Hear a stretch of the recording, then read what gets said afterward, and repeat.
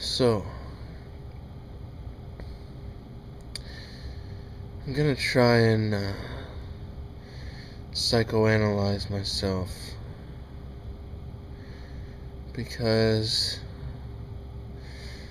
my mom treated me very badly when I was a kid, and I'm not the only one who noticed.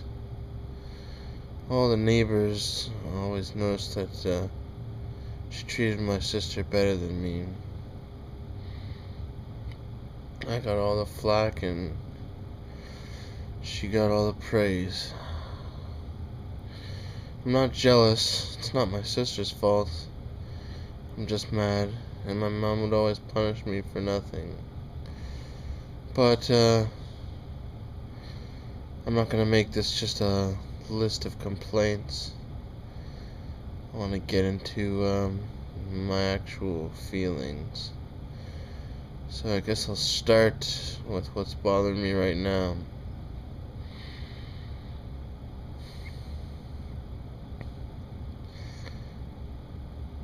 I've talked to my mom a lot about how she should talk things over with me so we can clear the air and make things better. But she always just says that I should just forgive her. That we shouldn't go over it and analyze things and work things out and try to heal the wounds, that I should just forgive her and let it all go because it was yesterday.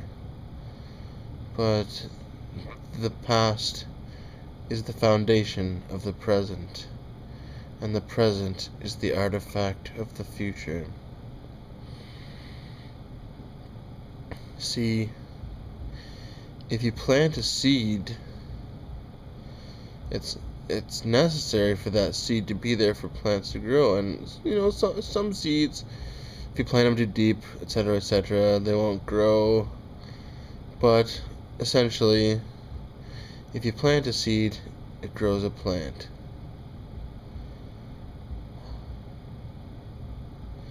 If you draw a bunch of blueprints, lay some brick, build the building's there. If the past didn't matter, then all these things that we have now, we wouldn't have had to earn them. Plants could just be there magically without anything having to grow, without a seed having to be planted, without the foundation for that having to be laid down. And the same way, buildings would just appear.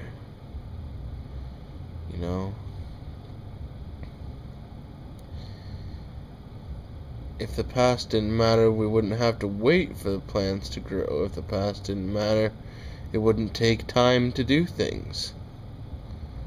It's just the way it is. The past is every bit as important as the present.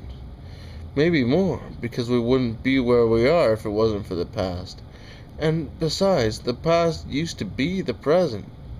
So, how is it any less important than right now?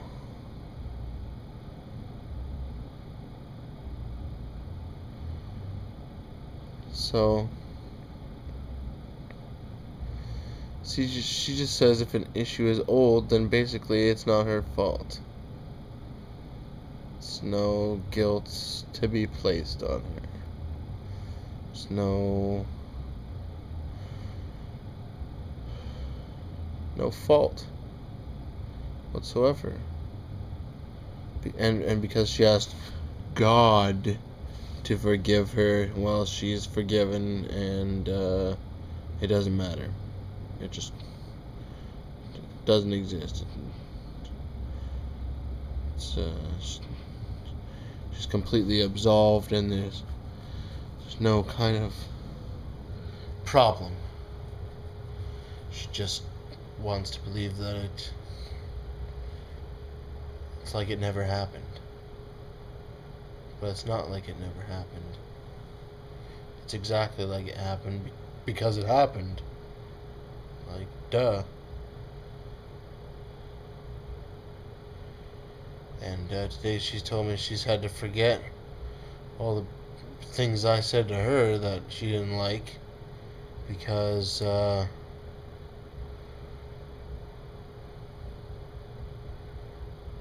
don't know, because it was yesterday and she wants to get over it.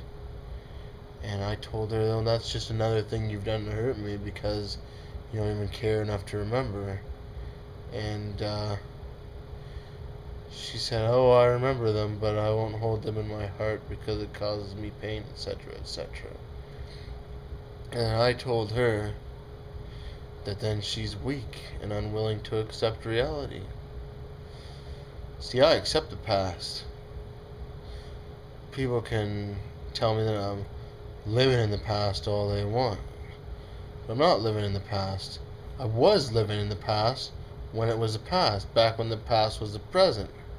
Now I'm living in the now, where all those things in the past have happened. They're already done. They are the foundation of the things that are in place now. They are established. That's how the past works. You establish things in the past and they endure into the future.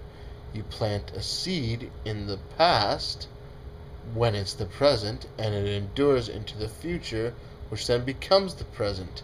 You plant a plant so you can grow fruit and one day you can eat.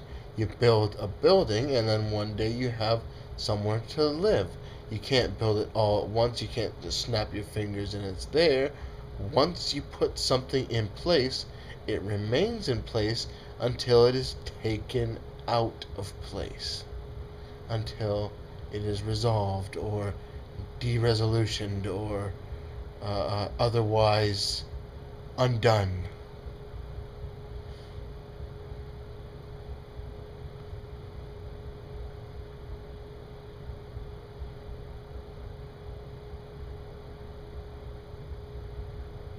So,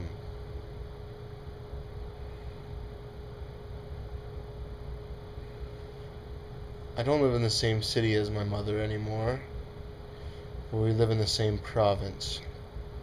And she's about an hour drive away from here. And she just recently paid for my bike to get repaired and to have a new seat put on it after my friend who had it delivered it to her. My friend is in her city. And when I told her how selfish she was being and made a point of how selfish she's always been, always wanting everything to be her way and not caring who she hurts, she said, then why do I have your bike right now all repaired and fixed up sitting in my living room? Now that's the part that makes me feel guilty, but I think that guilt feeling is unjust. I think that she's just trying to guilt trip me again. Because just because you spend money on someone and do things for them, that doesn't mean you love them or that you wouldn't hurt them or that you've never done anything wrong to them or that nothing's bad about other things you do to them. And I honestly think she does these little tasks and little chores to me just to get closer to me and gain my trust and make me feel like I owe her something. Because if I owe her something, then she has power over me. She has this wieldable ability to say, well, look at all the things I've done for you. Those things, those chores that I've done for you, those services I've provided, and those objects I've given to you, those mean I love you, and those mean that I care about you. But love is not about doing things for someone, like Love is not about providing a service to someone, and love is not about giving someone possessions. Love is endearment. And if you truly hold someone dear to you, if you really, really do, then you don't want to hurt their feelings, and you respect their feelings, and if you do hurt their feelings unintentionally, you want to make up for it, not just command them to forgive you and buy them all sorts of stuff and try to fill the void with possessions and I'm trying to find a word for this kind of services and deeds, almost like you're trying to pay them back for the things you did to them.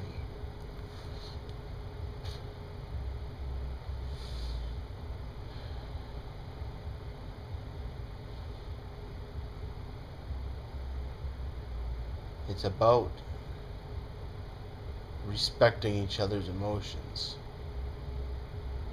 And I did respect hers until recently. Keep losing more and more respect for her because stuff keeps happening. It just keeps adding on to the pile of things that she's starting to make me feel bad, and she refuses to work with me and take things away from that pile, or even apologize. Like, she wants me to forgive her, but she won't apologize. I mean, that's the fucking stupidest. I'm gonna tell you right now, I hope my mom watches this. I know she's gonna stop watching before it even gets to this point, because she's gonna think that everything I say about her doing something bad to me, even though she did them, is stupid bullshit. But that is the stupidest fucking retard bullshit. Only a retard or someone who actually does not care about you at all and thinks they deserve everything from you and you deserve nothing from them, respect wise, would actually believe that they don't have to say sorry or admit that they were wrong, and you still have to forgive them. That's not even fucking forgiveness. That's a goddamn cover up. That's fucking like pretentious. If I did forgive her without her apologizing or admitting she was wrong, that would be pretentious. I wouldn't be really forgiving her. I'd be lying to myself and saying that everything's okay when it's completely fucking wrong. That would be a lie. That's all that would be. It's just if I believed it, then I would also be lying to myself. So no, and given that, now that I've brought my mind to that place, I don't believe I'm the guilty party in this. I don't believe.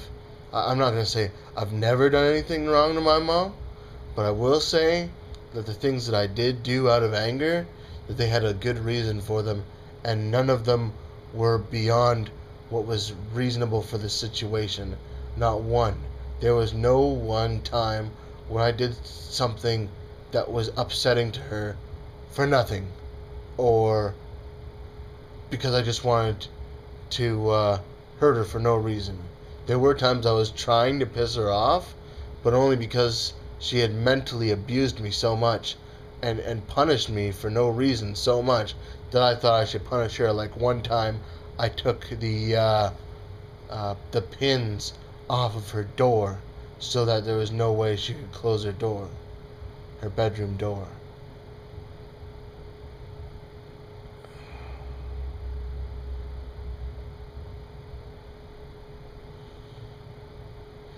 And now I think about that, that's nothing.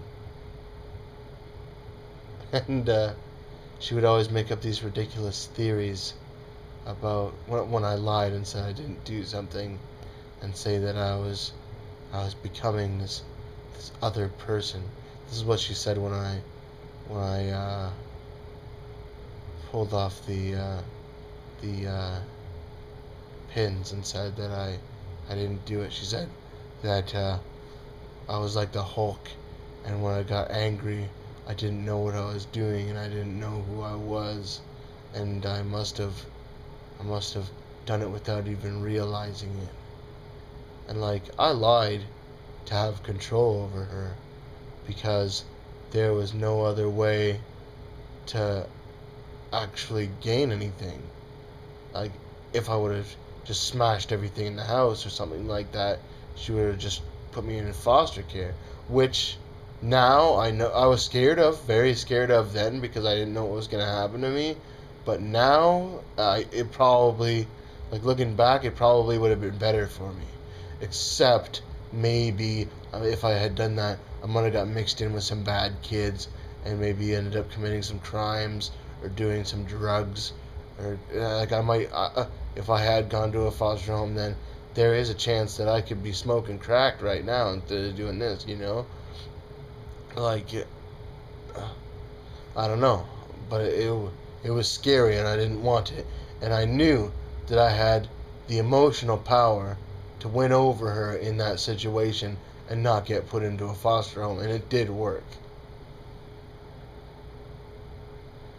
I fought her to the bitter end, and I think that not fighting her anymore and just letting her win and always telling her I love her these days is a mistake. That not fighting her anymore and trying to give in to what society tells me that I need to love my mom, and trying to give in to what she tells me that she's done all these things for me, so I have to love her, I'm supposed to love her, and I have to care, and I have to be on her side.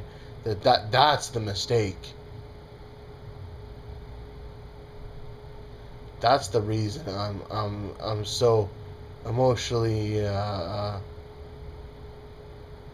drained, upset, and disgruntled, if disgruntled is the right word. I don't actually know the meaning of the word disgruntled. I don't know the dictionary definition, but as far as I understand, you know what, I'm not going to say disgruntled. Forget I said disgruntled. I'm just fucked up and jinker-janked. My emotions are just crumpled like that, like you'd crumple some garbage, to the point where I can't even feel them anymore. They're just clogging up my other emotions. Now, I'm not saying all my emotions are crumpled, but my emotions about my mom, everything that used to be love, and everything that used to be aggression towards her, both of those are just so decimated and just royally fucked up and broken at this point, that I don't know how I feel about her. I just know that it's not good. I don't like it, and it feels bad. It feels like pain. It feels like hate. It feels like not even knowing what's going to happen in the future, not even knowing anymore what the meaning of what happened to me because of her in the past was. I just know that it's not good, and I don't like it. I have the knowledge. I remember the facts of what happened, but I do not remember the fucking the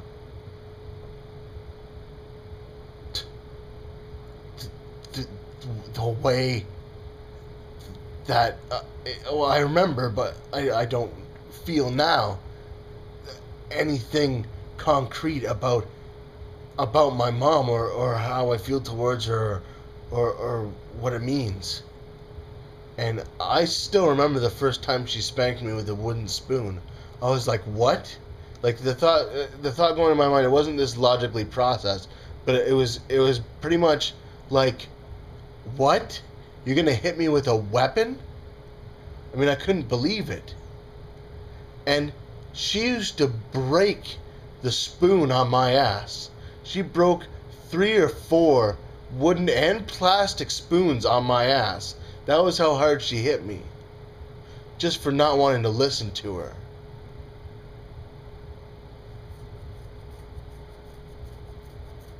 And this breaking the spoon on my ass started when I was 4 years or younger. just not right.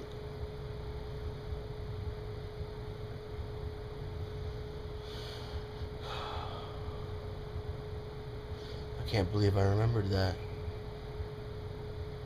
I'd forgotten all about it, that she actually used to hit me so hard with a weapon that it would break.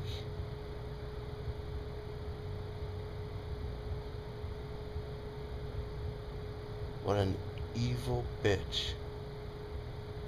I'm never gonna do that to my kids.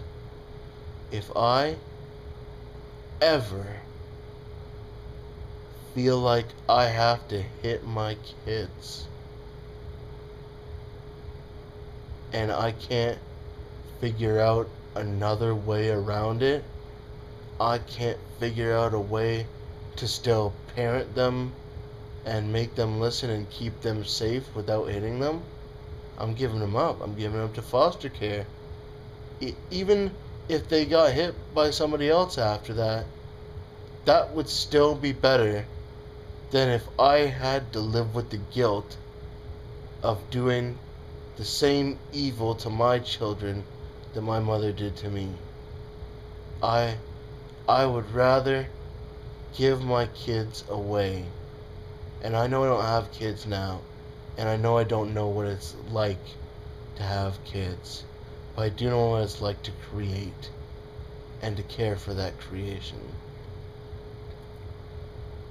And I think it's different from my perspective, and I have a different perspective from a lot of people, so in the same way you could tell me that I don't know what it's like to have kids, I could tell you that it wouldn't be the same for me as it would for you.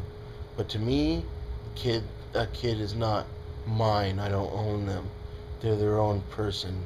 They're someone who has thoughts and feelings just like me. They have completely their own identity, their own way of doing things, their own form of logic. So I don't own them. I don't own their thoughts, and I do not have a right to them. I just bring them into the world, and then I get to raise them. So if I become the wrong person to raise them, then I don't deserve to raise them. So if and when I ever have kids, if I feel like I have to hit them in order to continue parenting them, then I'm going to give them up. I'm going to turn them into children's aid and say, you know what, I want to hit my kids. I want to abuse them by being violent, and I don't know what to do. I don't know how else to help them. So either you got to get them some counseling from somebody who knows how to talk to them and counsel them better than I do, or you just have to take them away, because I'm not doing it. I'm not hitting my kids, because like what it did to me is something I wouldn't want to put anyone through, especially someone who is just a small, cute little child who is helpless and can't fight back and doesn't even fully understand right and wrong, and probably wouldn't understand the reasons why I had my rules, because they got their own ideas about what they should be able to do and shouldn't, and probably wouldn't even understand why I'd want to hit them. I mean, an adult should not hit a child. You're just too strong. I mean, look at the size of my arms. Like, I could hit him too hard by accident. I could mean for it to be light, and it could be horrible. And if my spouse or my wife or my girlfriend or whatever, or my baby mama, whoever, hit my kids, I'd have them taken away from her too. And if a babysitter hit my kid, I'd have him charged. I'd have him thrown in fucking jail. You know? And I can't endure it. I can't endure violence towards children. That's simply not how you deal with it. That's abusive.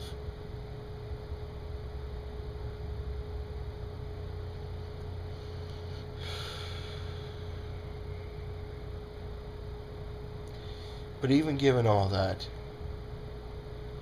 it was the mental violence that really made me feel bad. I got over the spanking thing. It became just another thing that I just had to suffer once in a while. It's just a pain that I came to understand was part of life I was going to have to accept. And by accepting it and just letting it get over with, be done with, it hurt less emotionally. And I think all forms of suffering are mental and or emotional, because some people, they like pain, and some people even hurt themselves, cut themselves. I even know a girl that used to take showers with the heat up all the way to the point that it would really hurt. They'd hurt themselves to take away the emotional pain. So some people even use physical pain to cure emotional pain. So it wasn't so much the physical pain as the weight of the abuse that made it bad.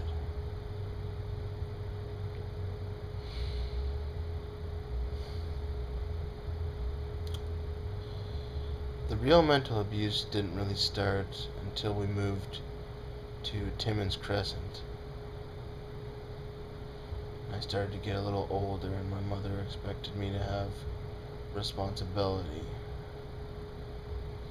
There's nothing wrong with responsibility, but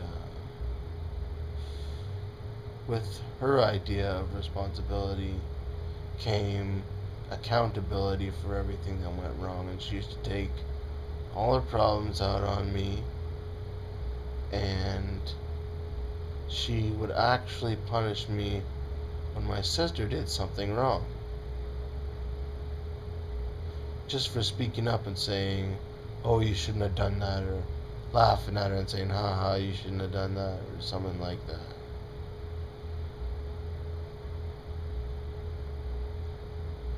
Just for saying something. She'd say, oh, you interrupted me punishing your sister, so now you have to be punished. And then she wouldn't even punish my sister.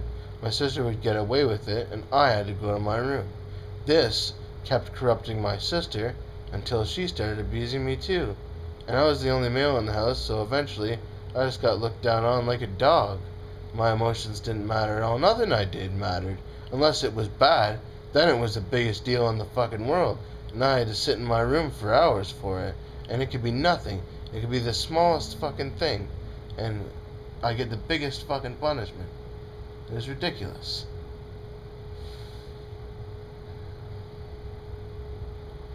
I'm not going to go into detail about that, but one day when I was either 15 or 17, my mother, she went to hit me, and I said, you don't hit me. You don't get to hit me anymore. And at this point I was bigger than her.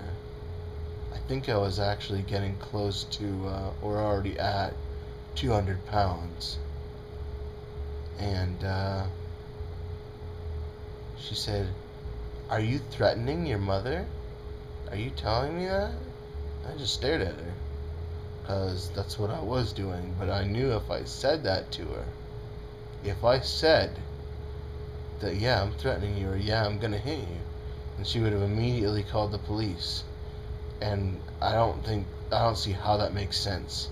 She hits me, but if I even say I'm gonna hit her for hitting me, then I would get arrested and I would be punished for her abusing me and me trying to defend myself.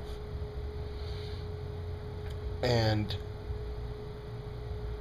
I just said it again. I just said, you don't hit me. You don't get to hit me anymore. And about 3 days later, she didn't hit me that time, but about 3 days later, she hit me again, slapped me in the head, and she was about to hit me some more. And I was like, I already told you, you don't hit me anymore. And she never hit me again after that.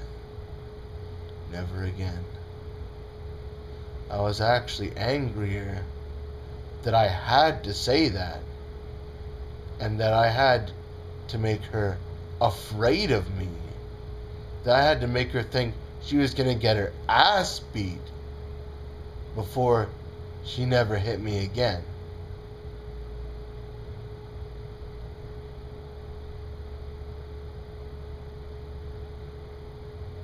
It's just ridiculous. It's like living in a war zone in your own home,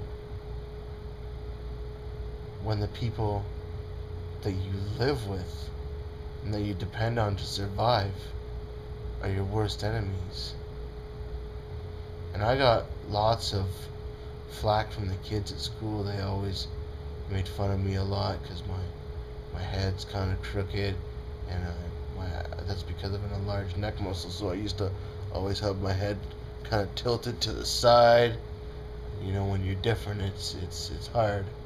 And when I got to high school, I just made sure to always hold my head up so no one would notice, and I guess I just got used to it. So I guess that kind of actually worked out. But it took a lot of effort and a lot of shame for me to do that.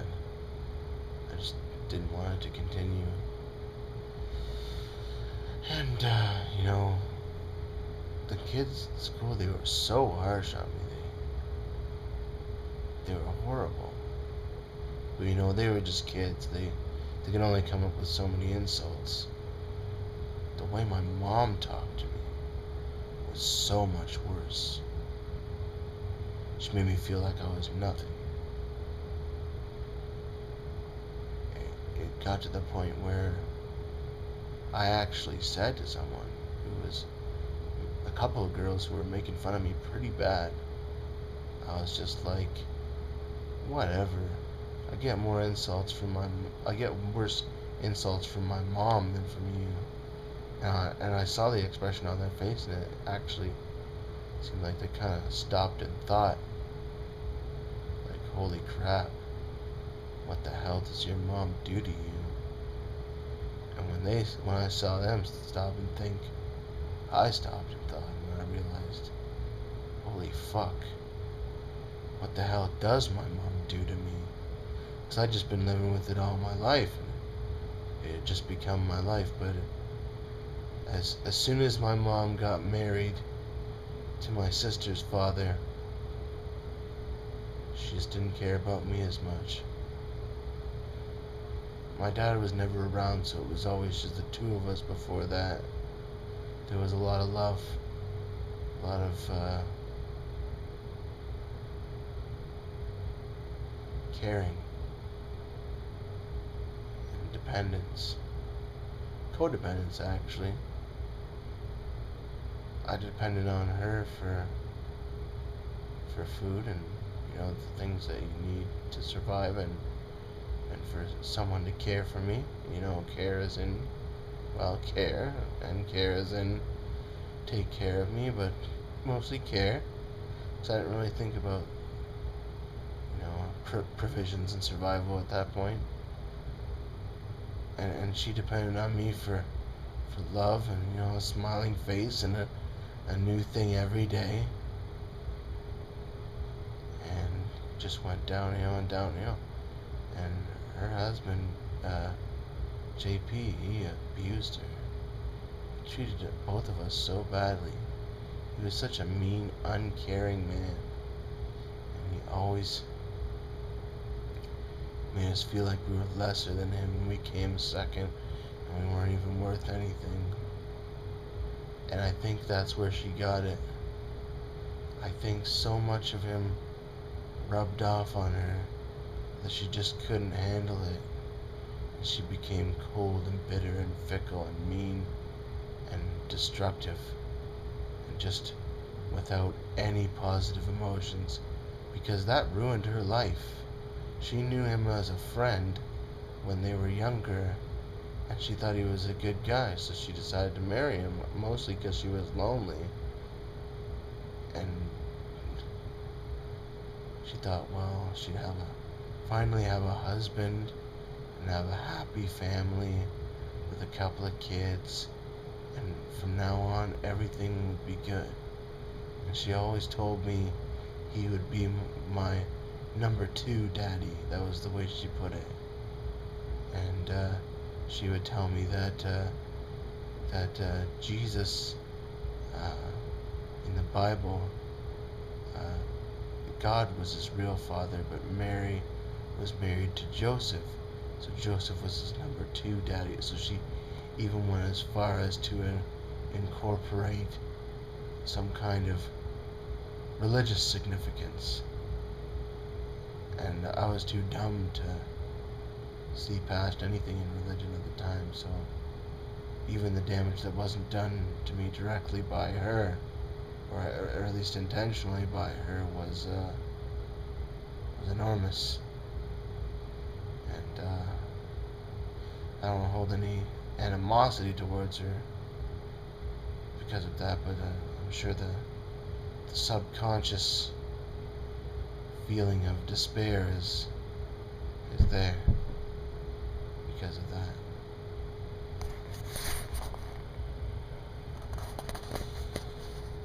It's just really, really bad. But I'm running out of space on my camera's memory card. I don't care how long this video is or how many people watch it. It's more for me to understand myself. And I just want to let anybody know who wants to know what happened to me and what I'm really about. Because above all, I'm about pain. And this is why. So I'm trying to psychoanalyze myself, so I guess I should get a little bit personal, focus less on other people's actions and more on mine. I generally take an adversarial approach with everyone.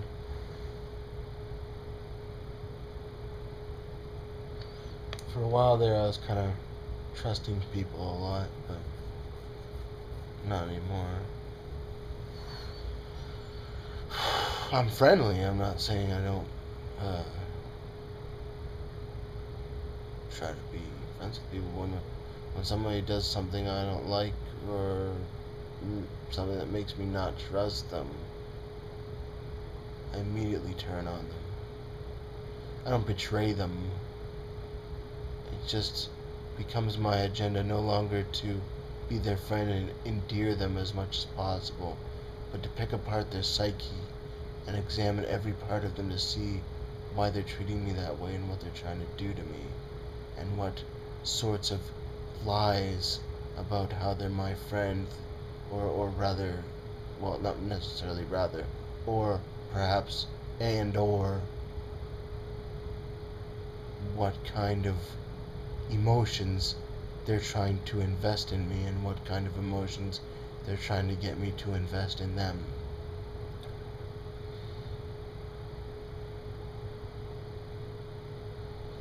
And I think, in what kind of ways are they trying to hurt me? So obviously they don't care about me enough to try to make things better for me. They're trying to make them worse. And sometimes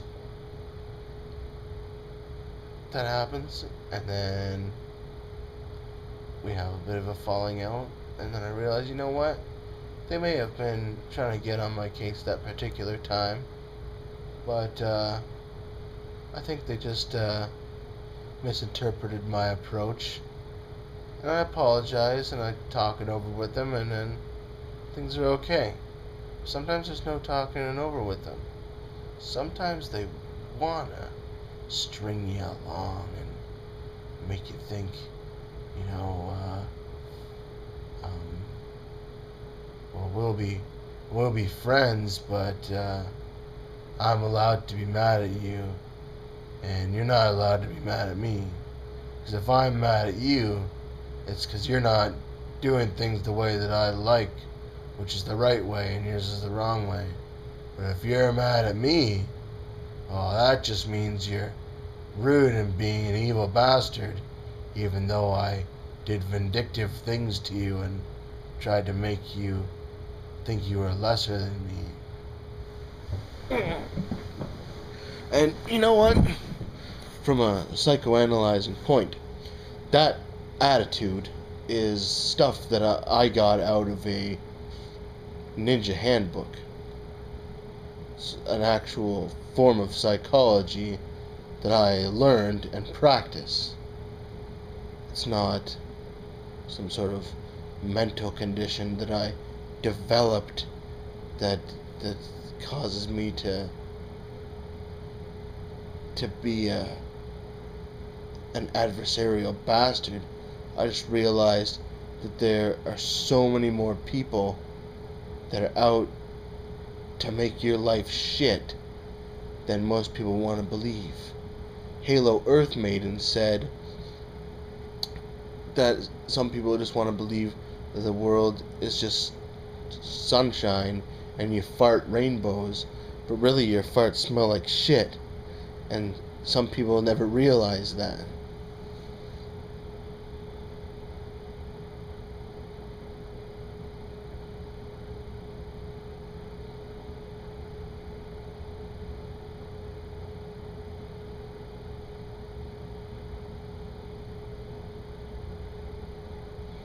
You know what?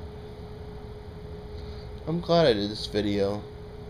And not because I had some sort of problem or error in my mind to unearth, but because it's made me realize that I have damn good reasons for believing that my mother is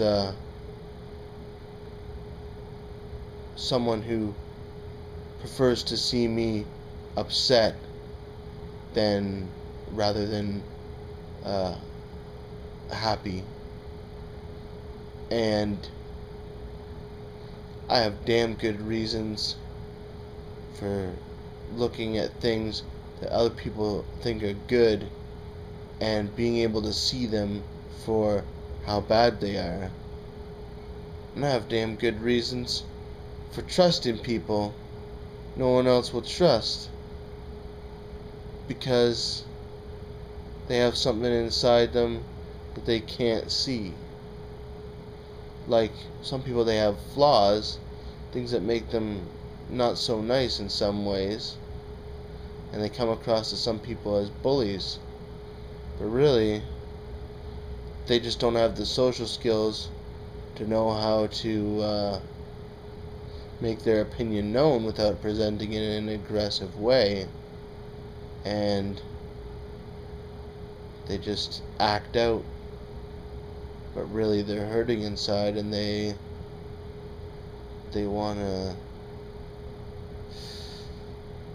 to make their emotions known, and they don't understand their own emotions, so they can't apply them in a way that makes sense to other people.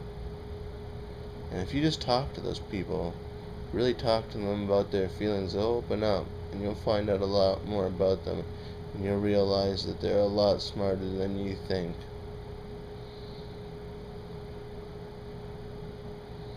This has been good. This is going online. I'm keeping this. I'll have more like this later when whatever another issue like this comes up. I want to remember this forever. This is going to be a strong evidence in a case to prove to myself that I'm not the bad guy my mother makes me out to be. Thanks for watching, if you actually sat through this whole thing. I hope you have a better understanding of me and really a better understanding of everyone, every kind of suffering. Bye.